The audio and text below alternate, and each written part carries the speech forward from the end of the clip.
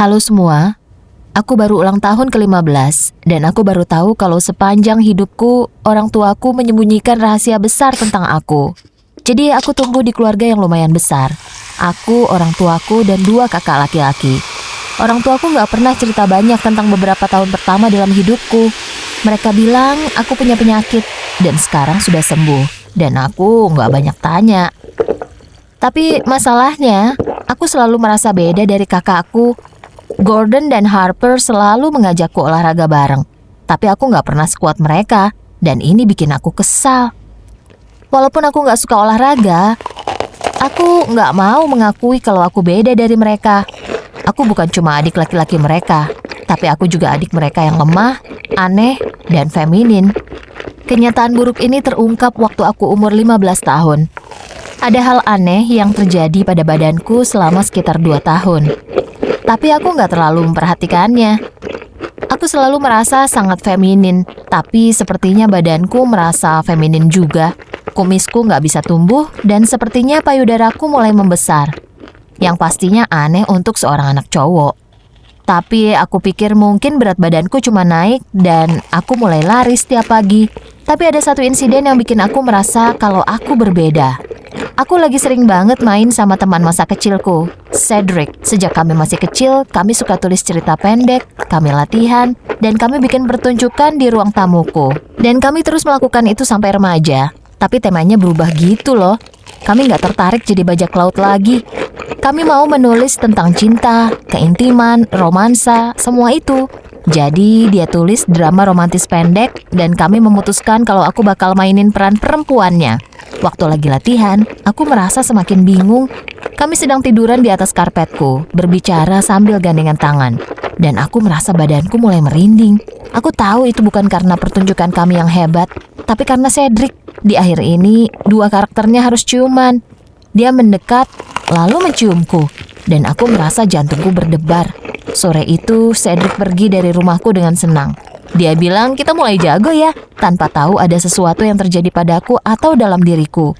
Tapi hari itu merubah hidupku selamanya. Karena orang tuaku lumayan liberal, aku memutuskan untuk ngobrol sama mereka.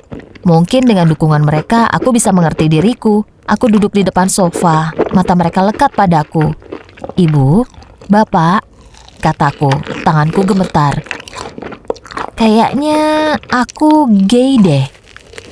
Mereka tampak kaget dan saling tukar pandang. Oke, gitu ya, bapakku bergumam. Mereka memelukku dan bergegas keluar.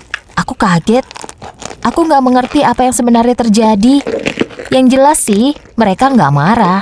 Aku duduk beberapa menit berusaha mengerti semua ini. Tapi gak bisa. Aku memutuskan untuk pergi dan ngobrol sama mereka lagi. Kalau enggak ini bakal menyiksaku seumur hidup. Aku tahu kalau mereka di garasi karena mereka selalu ke sana setiap mau ngobrol tanpa didengar anak-anaknya. Aku jalan ke pintu garasi, tapi saat itu juga aku memilih untuk berhenti dan menguping. Kita melakukan kesalahan, kata ibuku. Aku dengar langkahnya. Ibu jalan dari satu sisi ke sisi garasi lainnya dengan gugup. Gimana kalau ternyata itu Diana? Aku dengar bapakku mendekat ke pintu garasi dan aku takut, jadi aku pergi. Aku memutuskan untuk gak pulang, tapi jalan-jalan di sekitar kompleks. Seumur hidup, aku gak pernah dengar tentang Diana. Dan aku gak tahu apa yang mereka sembunyikan. Dan apa hubungannya semua ini dengan aku. Waktu aku pulang, aku lihat mereka bertengkar di ruang tamu. Aku langsung bertanya ke mereka, siapa Diana? Ibuku menatap bapakku yang masih marah. Dia nenek kamu. Dia meninggal persis sebelum kamu lahir. Sebenarnya ini rumah dia, katanya dengan tegas. Sekarang kamu tidur sana, udah malam. Dia sangat dingin. Aku pergi tapi aku gak bisa tidur semalaman.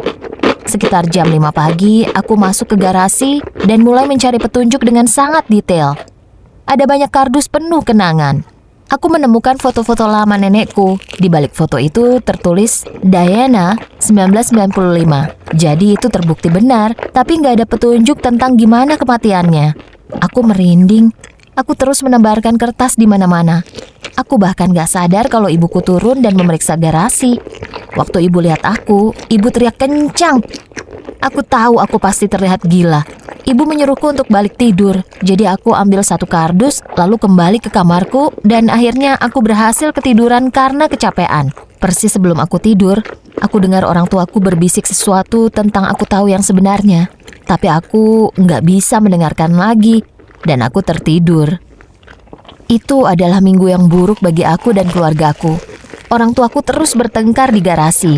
Bapakku mulai menghindariku, ibuku mulai memelukku terus seakan aku mau mati. Di akhir minggu, aku lihat bapakku mengepak kopernya. Aku masuk ke kamarnya, dia menatapku dengan aneh dan bilang, bapak sama ibu cuma butuh istirahat. Lalu aku gak ketemu bapak selama beberapa minggu. Aku yakin mereka mau cerai. Tapi kenapa? Apa karena aku gay? Apa karena yang mereka lakukan atau gak lakukan ke nenek? Aku jalan ke kamarku, marah, bingung. Pokoknya berantakan deh. Aku mulai memukul dan menendang apapun yang ada di hadapanku. Lalu satu kardus yang aku bawa dari garasi jatuh ke lantai dan semua dokumen dan album keluar dari dalamnya. Aku lihat ada buku kecil, buku bayi di lantai. Nama aku tertulis di sampulnya. Aku ambil buku itu dan aku balik halamannya, tapi nggak ada yang menarik. Di sana ada rambutku waktu bayi, beberapa ucapan selamat dari omku. Aku menutupnya dan baru sadar kalau namaku ditulis di kertas yang ditempel di sampulnya. Kelihatannya aneh dan ini menarik perhatianku, jadi aku robek. Aku kaget banget sampai bukunya jatuh dari tanganku. Aku terus menatap buku itu saat ibu lari ke kamarku untuk lihat apa yang terjadi. Ibu menatap bukunya untuk melihat apa yang aku lihat. Bayi Diana 2004. Itu tahun kelahiranku. Mata ibu berair dan ia terlihat malu. 1 jam kemudian adalah momen tergila dalam hidupku. Ibu menyuruhku duduk dan bilang, jadi ada kemungkinan kalau kamu bukan laki-laki atau kamu nggak ngerasa kayak laki-laki. Aku bingung. Maksudku, aku selalu merasa feminin. Tapi ini bukan apa yang aku bayangkan. Ibuku bilang kalau dokternya nggak bisa lihat jenis kelamin aku lewat USG. Jadi orang tuaku punya 2 nama di kepala mereka. Diana sebagai penghormatan nenekku dan Carter. Tapi aku lahir intersex, yang artinya aku punya karakteristik perempuan dan laki-laki. Dokternya menyarankan mereka untuk nggak bilang siapapun, terutama aku, karena aku bakal ngerasa aneh. Dia bilang sebaiknya aku dioperasi untuk diperbaiki. Jadi mereka bikin aku jadi cowok. Waktu aku mulai bingung, ibuku mau memberitahuku, tapi bapakku memaksa untuk merahasiakannya. Kalau kamu bingung dengan semua ini, bayangin apa yang aku rasakan. Sepanjang hidupku, aku tahu kalau ada yang berbeda denganku, dengan perasaanku, bagaimana pertumbuhan badanku, tapi aku nggak bisa menjelaskan.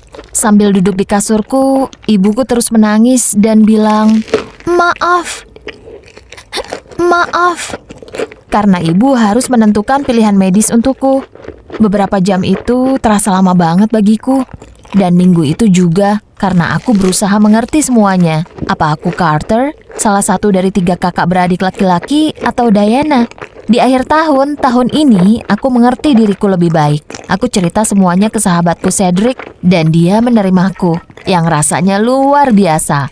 Orang tuaku balikan karena rahasianya sudah terbongkar dan bapakku mengerti kalau aku sudah tahu. Dunia akan menjadi lebih baik kalau kita berhenti menyimpan rahasia dari satu sama lain dan berusaha semaksimal mungkin untuk mengerti diri kita dan orang lain. Aku Diana, dan dokterku nggak sengaja membuatku jadi laki-laki.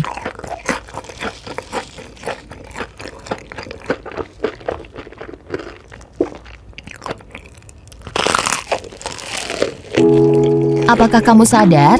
Majin Buu, fan BT21. Apakah kamu menemukan kelinci? Cowok yang tidur.